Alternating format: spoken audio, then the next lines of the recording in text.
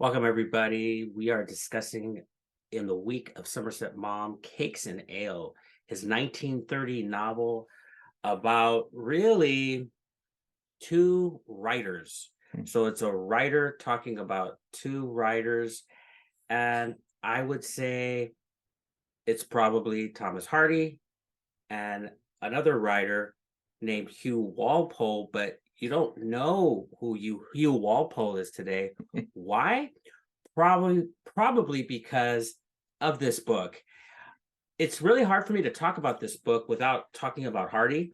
Like, to me, when I read this book, I just think, okay, this is a good segue into talking about the books of Thomas Hardy because you you see the allusions a few times to his books, but you also just see the man, and it's not a flattering picture. So I've been thinking hard about how to connect this to our teaching podcast. And I will just say I could only think of two ways to do it. One, how do you, right? As a teacher, I teach how do you do something. Of human bondage, we will cover, or we covered this week. How do you write a personal narrative? Oh, do a Bildungsroman, which is a novel about your life. How do you write distinct characters? Read Of Human Bondage because it is full of characters. That's a modern miracle if you think about it, because it's hard to do it. It's hard to write one character well. And Of Human Bondage is about 10 or 12 or more great characters. What about Cakes and Ale? Okay, how do you destroy a reputation? Do it by faint praise, because he does that. He does faint praise, and do it by just riding you to the ground with the Edward Dryfield, which is a thin. It's obviously it's Thomas Hardy. It's a thin mask for Thomas Hardy. It's really demonstrating what a savage he is. But really, he's a bad guy, but in a sort of a poetic way.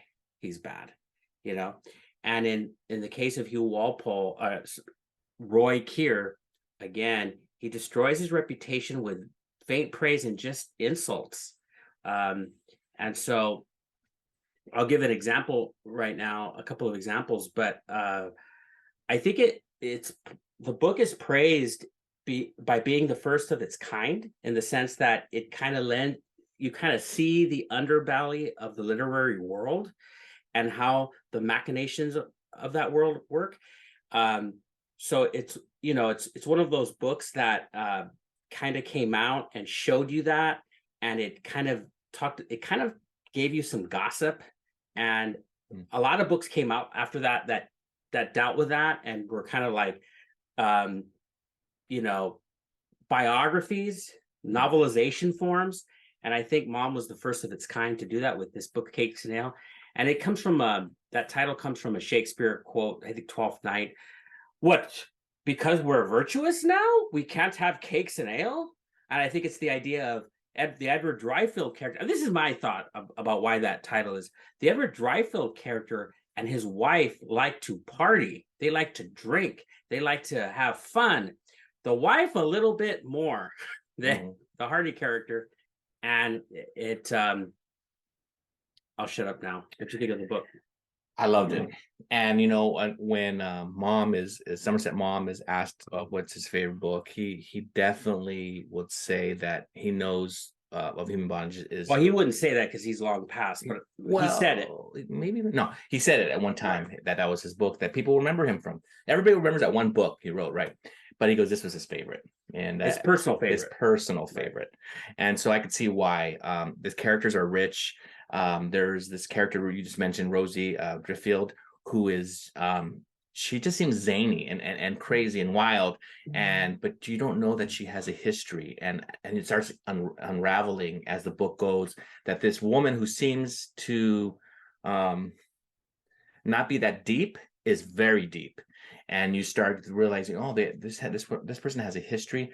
And you would think the main character is this writer that's, the Thomas Hardy character, this Edward Dryfield, but he isn't the main piece that's interesting to William Asterton, who is really the voice of Mom, who's saying this woman, he's trying to figure her out, and he knows that she is promiscuous and that she's has not been faithful to her husband.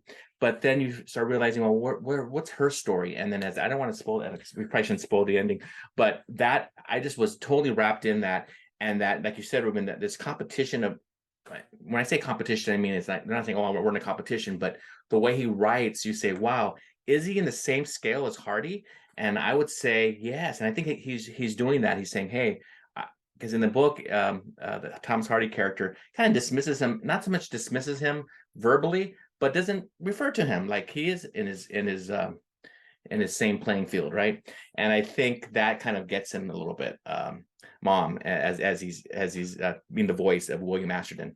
But would you agree with that, Ruben? I'm not sure if I'm communicating that correctly. And just to put a clearer picture on it, in the sense that the book is sort of novelizes the idea that this writer Ashenden is approached by another writer, Roy Keir, to write a sort of a biography, end, because as Dryfield is coming to the end of his life, the great writer Dryfield, which is the Hardy character, really is coming to an end. His life is coming to a conclusion, or his career. How about writing the definitive biography of him? And so the Ashenden character, the narrator, is sort of saying, why Dryfield? And look at the name, Dryfield. It's dry. He's dry. Right. Why him? He's not so wonderful. I do want to point out, I think because he knows him as a person really well, right? That's probably part of it too. That's it. But this is how he is. Oh, I guess I hope I didn't lose my place. How the narrator describes one of these writers who approached him, Keir. I had watched with admiration his rise in the world of letters. His career might well have served as a model for any young man entering upon the pursuit of literature. I could think of no one among my contemporaries who had achieved so considerable a position on so little talent. Now, and he goes on, this is really insulting. And for the English to speak this way about another English writer, one of the things I talk to my students about is the power of words. A lot of them think the power of words in an insult has to do with cursing. And I try to explain to them that curse words are cliche at this point. They're overused, they're overdone. They have lost a lot of their power, except maybe to shock. But you're not really explaining too much. But here you see a very pointed critique at this writer. And then he also talks about Dryfield, and he really damns him with faint praise at one point. I mean, did you get this too about the Keir character? Oh, yeah. And the Keir character, one of the he just doesn't like him. And later on, as you shared, Ruben. So Ashton doesn't like Keir. Yeah, it doesn't like Keir. And later on in life, he mentions that he believes that this book really had an effect on his life, and his career, And like Ruben said, you never hear of him again. The Hugh Walpole, the writer Hugh Walpole, and this Roy character. Can I just share this quote? This is one of my favorite quotes in the book. So Asherton is talking to Roy. He says, "I have great affection for you, Roy, but I don't think you're the sort of person I'd care to have breakfast with." Right? It's like, you know what? I know what you're doing. You're writing a biography, and I know who you are. I don't really care for you. I'm going to talk to you. And in the book, he only gives him so much. He doesn't expose all the information he has on the Thomas Hardy character, right, Dryfield, and he only gives him so much information because he has some insight that no one has, and that's why Roy's attracted to him too. He wants to get the deep scoop, right? Even though the second wife, really wants to have Dryfield be known for someone who was just a wonderful writer and kind of in a glowing effect. But no, Roy really wants to know the scoop, and he does. And Atchison does not give him the scoop. He gives him pieces, just enough for him to keep going. But he really doesn't have any respect for him, without saying, "Hey, Walpole, I don't really care for you." He's saying it in the book, just right here. So it's just great lines like that throughout the whole book. Yes. And so I do want to point out what he mentions, what he says about Dryfield or Hardy. What the critics wrote about Dryfield was eyewash. So you remember the reputation that Hardy had at this point. Hardy, who has written towering novels, if you think about it, that still stand today. Tess of the D'Urbervilles, The Mayor of Casterbridge, Far from the Madding Crowd. I mean, they still make movies from Hardy's books. And this guy wrote in the Victorian age. Okay. So this is what Mom writes. What the critics wrote about him was eyewash. His outstanding merit was not the realism that gave vigor to his work, nor the beauty that informed it, nor his graphic portraits of seafaring men, nor his poetic descriptions of salty marshes, of storm and calm, and of nestling habits. None of these things. It was his longevity. The fact that he lived long and outlived maybe the criticisms here and there, and then he became the reigning man of letters, right? I mean, he outlived Wilkie Collins. There's so many writers of that time, and so it's like what an insult. And he could do it because he's giving this the name of this character, but he does give faint praise. So this is real savvy of Mom, because if you want to take somebody down, give him something. Yeah. Praise him in some, and he does it on one book, one of Mom's books. And it was it's titled The Cup of Life, but it's probably a stand-in for Jude the Obscure. And it says this is what he says. It was just about then that Dryfield published The Cup of Life. It is not my business to criticize his works. Yes, it is. It is your business. That's what he's doing. You do a few times. And of late, much has been written about them, and as must satisfy the appetite of an ordinary reader. But I will permit myself to say that The Cup of Life, though certainly not the most celebrated of his books, nor the most popular, is to my mind the most interesting. It has a cold ruthlessness that in all the sentimentality of English fiction strikes an original note. It is refreshing and astringent. It tastes of tart apples.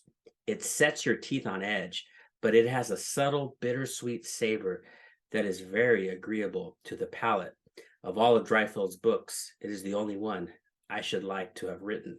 Now, I say that because I'm back to my original thesis of how do you destroy someone's reputation?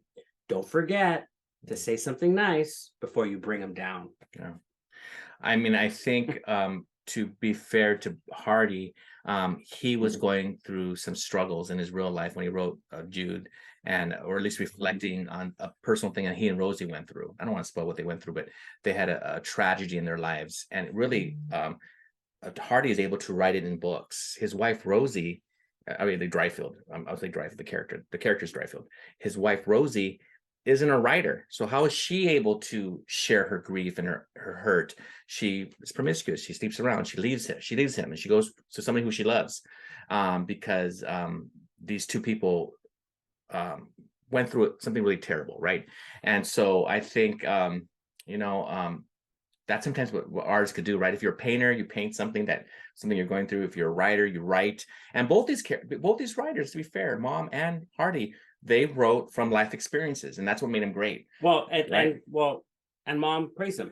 Yeah, and he praised him with the Jew book, right? Praised the book. The Obscure, yeah. So I maybe to end it, I will say it would, to really make this book pop, Cakes and Ale, it would be probably beneficial to read Jude the Obscure first, then to read that.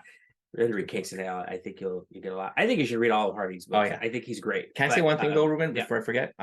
With my students, I've been sharing with them that I've been reading these classics with you because this is more your field, but although I've been coming along with you, And I write down these things because I teach psychology, and I tell students that as I get older, it doesn't mean I don't stop learning. I'm still a little slower, right? Mhm. And I think you'd agree. But as I get older, I'm slower, and there's some things that pop out, some terminology that the British use that I love. And one of the things he said in the book was there was a time where Dryfields, both Rosie and her husband, the writer Edwin, they take off without paying their debts, Oh, right, yes, in the right. middle of the night. It's just awesome.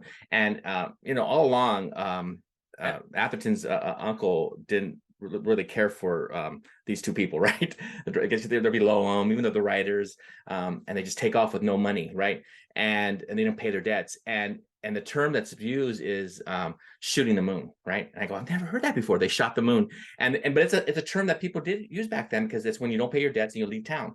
And I go, wow, I share that with my students, and I've been doing that lately, just sharing that vocabulary, that not only vocabulary, those terms that we don't use anymore, and the kids seem to enjoy. I'm glad you brought that point out, of them shooting the moon Mhm. and just walking out on their debts Yeah. and their obligations, both even socially, Yeah. just to walk out. Talk about bringing down someone's reputation. Even if you novelize it, even if it's fiction, you're saying something about that person, Yeah. and there's some truth there that you want to bring out, maybe. And that Yeah. was very critical in bringing that, attempting to Slap bring in the down face for sure. Hardy, possibly. So very cool, good book. We recommend it, and we thank you for joining us, and we'll see you next time. Wow. Bye bye.